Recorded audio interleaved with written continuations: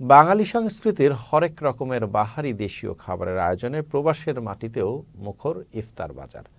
দেশ কিংবা বিদেশ বাঙালিদের ইফতারিতে ছোলা, মুড়ি, বেগুনি, জিলাপির মতো মুখরোচক খাবার থাকাটাই যেন রীতিতে পরিণত হয়েছে।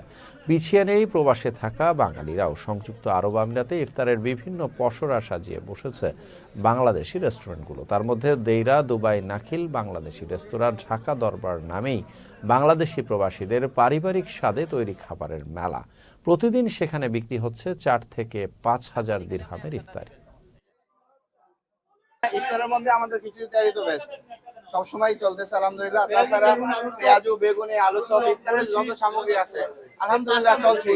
আমরা এখানে মিনিমাম 12 থেকে 15টা আইটেম শুধু ইফতারের। প্রবাসীদের কথা চিন্তা করে আমরা বিভিন্ন ধরনের খাবার আইটেম আয়োজন করি এবং তারা যেন বাংলাদেশি খাবারের স্বাদ নিতে পারে সেই কথা মাথায় রেখে আমরা বাংলাদেশি যত পণ্য আছে সবকিছু ব্যবহার করে বাংলাদেশি যে ইফতারটা হয় সেগুলো সবকিছু এখানে আয়োজন করি। যেমন বুরিন্দা আছে, তারপর জিলাপি আছে, আমাদের ছোলা আছে, খিচুড়ি রান্না করে আমরা, তেহারি রান্না করে, পেঁয়াজু আছে, তারপর পাকোড়া পাওয়া যায় আমাদের এখানে, আলুর চপ পাওয়া যায়, ডিম চপ পাওয়া যায় এবং এমনকি আমরা আপনার ওই স্পেশাল ভাবে আমাদের ভিতরে ইফতারি ব্যবস্থা আছে।